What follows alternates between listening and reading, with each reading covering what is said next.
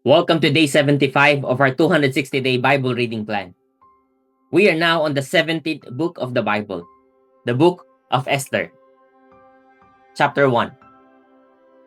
Now in the days of Ahasuerus, the Ahasuerus who reigned from India to Ethiopia over 127 provinces, in those days when King Ahasuerus sat on his royal throne in Susa, the citadel, in the third year of his reign, he gave a feast for all his officials and servants. The army of Persia and Media and the nobles and the governors of the provinces were before him, while he showed the riches of his royal glory and the splendor and pomp of his greatness for many days, 180 days. And when these days were completed, the king gave for all the people present in Susa the citadel, both great and small, a feast lasting for 7 days in the court of the garden of the king's palace.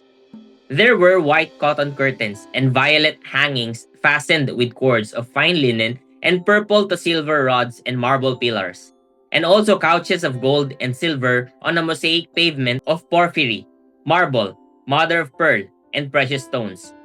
Drinks were served in golden vessels, vessels of different kinds, and the royal wine was lavished according to the bounty of the king. And drinking was according to this edict. There is no compulsion. For the king had given orders to all the staff of his palace to do as each man desired. Queen Vashti also gave a feast for the women in the palace that belonged to King Ahasuerus.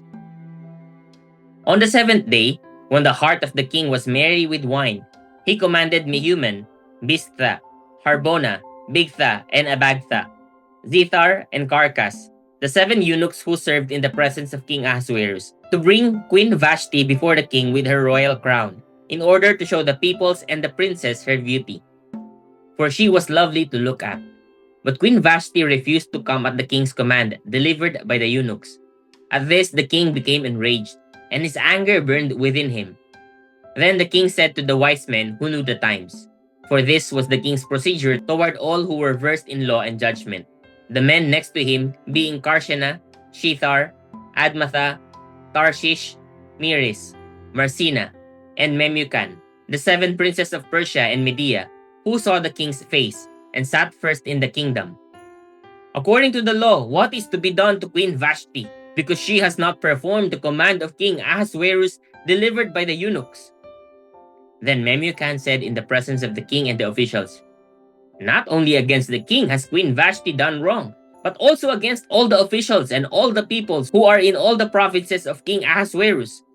For the queen's behavior will be made known to all women, causing them to look at their husbands with contempt, since they will say, King Ahasuerus commanded Queen Vashti to be brought before him, and she did not come. This very day, the noble women of Persia and Media, who have heard of the queen's behavior, will say the same to all the king's officials, and there will be contempt and wrath in plenty. If it please the king, let a royal order go out from him, and let it be written among the laws of the Persians and the Medes, so that it may not be repealed, that Vashti is never again to come before King Ahasuerus. And let the king give her royal position to another who is better than she. So when the decree made by the king is proclaimed throughout all his kingdom, for it is vast, all women will give honor to their husbands, high and low alike. This advice pleased the king and the princess, and the king did as Memucan proposed. He sent letters to all the royal provinces, to every province in its own script, and to every people in its own language, that every man be master in his own household, and speak according to the language of his people. Chapter 2. After these things, when the anger of King Ahasuerus had abated, he remembered Vashti and what she had done, and what had been decreed against her. Then the king's young men who attended him said, let beautiful young virgins be sought out for the king, and let the king appoint officers in all the provinces of his kingdom, to gather all the beautiful young virgins to the harem in Susa the citadel, under custody of Higai, the king's eunuch, who is in charge of the women. Let their cosmetics be given them, and let the young woman who pleases the king be queen instead of Vashti. This pleased the king, and he did so. Now there was a Jew in Susa the citadel, whose name was Mordecai, the son of Jair, son of Shimei, son of Kish, a Benjaminite, who had been carried away from Jerusalem among the captives, carried away with Jeconiah, king of Judah, whom Nebuchadnezzar, king of Babylon, had carried away. He was bringing up Hadassah, that is, Esther, the daughter of his uncle, for she had neither father nor mother. The young woman had a beautiful figure and was lovely to look at. And when her father and her mother died, Mordecai took her as his own daughter. So when the king's order and his edict were proclaimed, and when many young women were gathered in Susa the citadel in custody of Hegai, Esther also was taken into the king's palace and put in custody of Hegai, who had charge of the women. And the young woman pleased him and won his favor. And he quickly provided her with her cosmetics and her portion of food, and with 7 chosen young women from the king's palace, and advanced her and her young women to the best place in the harem. Esther had not made known her people or kindred, for Mordecai had commanded her not to make it known. And every day Mordecai walked in front of the court of the harem to learn how Esther was and what was happening to her. Now when the turn came for each young woman to go in to King Ahasuerus, after being 12 months under the regulations for the women, since this was the regular period of their beautifying, 6 months with oil of myrrh and 6 months with spices and ointments for women. When the young woman went into the king in this way, she was given whatever she desired to take with her from the harem to the king's palace. In the evening she would go in, and in the morning she would return to the second harem in custody of Shashgaz, the king's eunuch, who was in charge of the concubines. She would not go in to the king again, unless the king delighted in her and she was summoned by name. When the turn came for Esther, the daughter of Abihail, the uncle of Mordecai, who had taken her as his own daughter, to go into the king, she asked for nothing except what Hegai, the king's eunuch, who had charge of the women, advised. Now Esther was winning favor in the eyes of all who saw her. And when Esther was taken to King Ahasuerus into his royal palace, in the 10th month, which is the month of Tebeth, in the 7th year of his reign, the king loved Esther more than all the women, and she won grace and favor in his sight more than all the virgins, so that he set the royal crown on her head and made her queen instead of Vashti. Then the king gave a great feast for all his officials and servants. It was Esther's feast. He also granted a remission of taxes to the provinces and gave gifts with royal generosity. Now when the virgins were gathered together the second time, Mordecai was sitting at the king's gate. Esther had not made known her kindred or her people, as Mordecai had commanded her, for Esther obeyed Mordecai just as when she was brought up by him. In those days, as Mordecai was sitting at the king's gate, Bigthan and Teresh, 2 of the king's eunuchs, who guarded the threshold, became angry and sought to lay hands on King Ahasuerus. And this came to the knowledge of Mordecai, and he told it to Queen Esther. And Esther told the king in the name of Mordecai. When the affair was investigated and found to be so, the men were both hanged on the gallows, and it was recorded in the book of the Chronicles in the presence of the king. Chapter 3. After these things, King Ahasuerus promoted Haman the Agagite, the son of Hammedatha, and advanced him and set his throne above all the officials who were with him. And all the king's servants who were at the king's gate bowed down and paid homage to Haman, for the king had so commanded concerning him. But Mordecai did not bow down or pay homage. Then the king's servants who were at the king's gate said to Mordecai, "Why do you transgress the king's command?" And when they spoke to him day after day, and he would not listen to them, they told Haman, in order to see whether Mordecai's words would stand, for he had told them that he was a Jew. And when Haman saw that Mordecai did not bow down or pay homage to him, Haman was filled with fury. But he disdained to lay hands on Mordecai alone.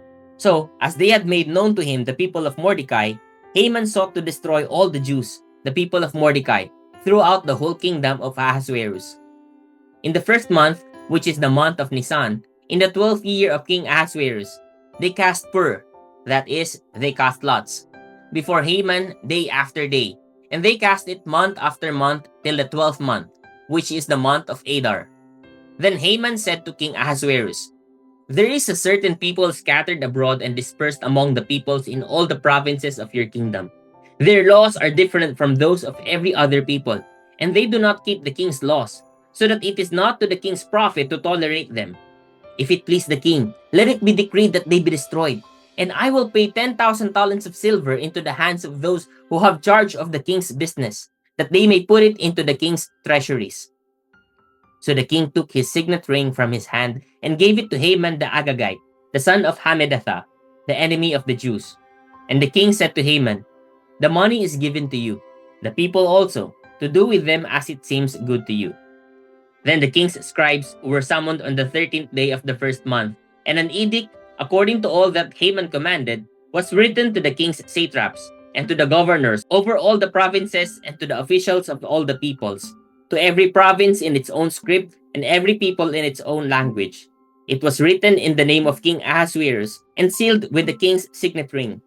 Letters were sent by couriers to all the king's provinces, with instruction to destroy, to kill, and to annihilate all Jews, young and old, women and children, in one day, the 13th day of the 12th month, which is the month of Adar, and to plunder their goods. A copy of the document was to be issued as a decree in every province by proclamation to all the peoples to be ready for that day. The couriers went out hurriedly by order of the king, and the decree was issued in Susa, the citadel.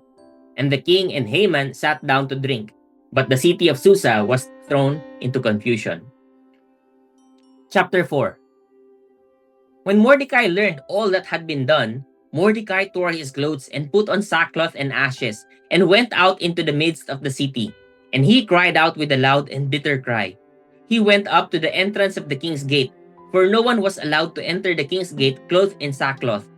And in every province, wherever the king's command and his decree reached, there was great mourning among the Jews, with fasting and weeping and lamenting, and many of them lay in sackcloth and ashes.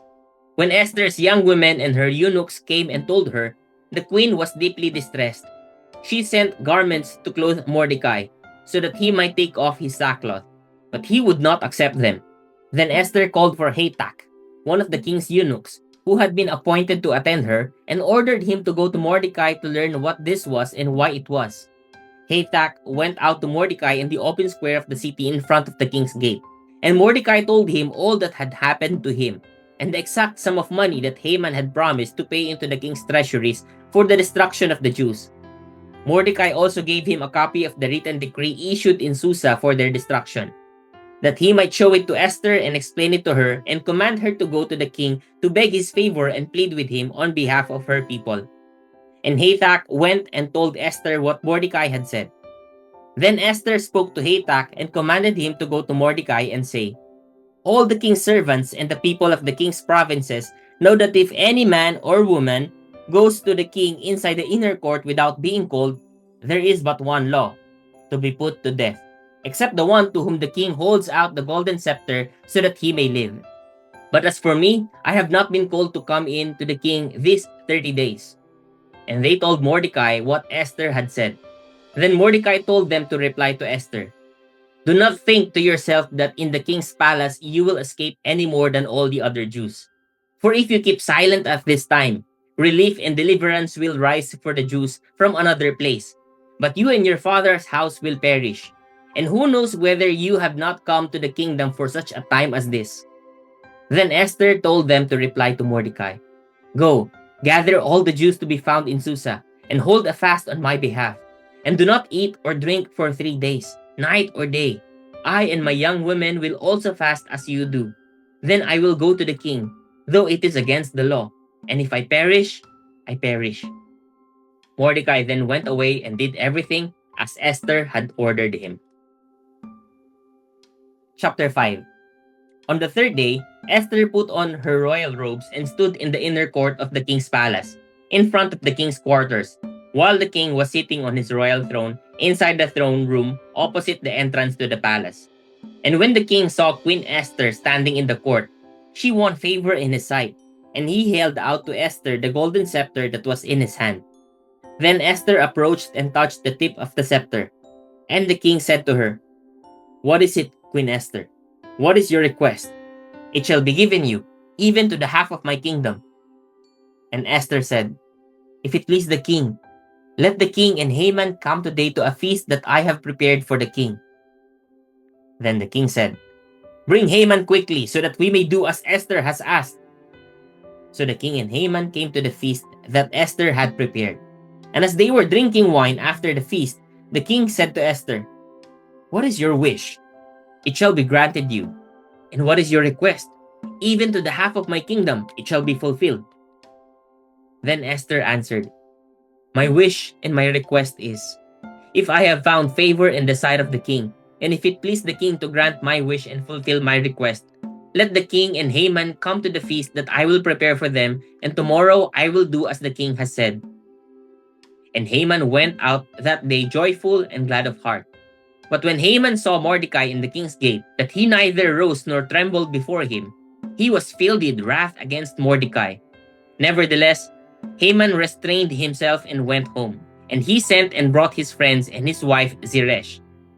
And Haman recounted to them the splendor of his riches, the number of his sons, all the promotions with which the king had honored him, and how he had advanced him above the officials and the servants of the king. Then Haman said, "Even Queen Esther, let no one but me come with the king to the feast she prepared. And tomorrow also I am invited by her together with the king. Yet all this is worth nothing to me, so long as I see Mordecai the Jew sitting at the king's gate." Then his wife Zeresh and all his friends said to him, "Let the gallows 50 cubits high be made, and in the morning tell the king to have Mordecai hanged upon it. Then go joyfully with the king to the feast." This idea pleased Haman, and he had the gallows made. Praise God for the reading of his word.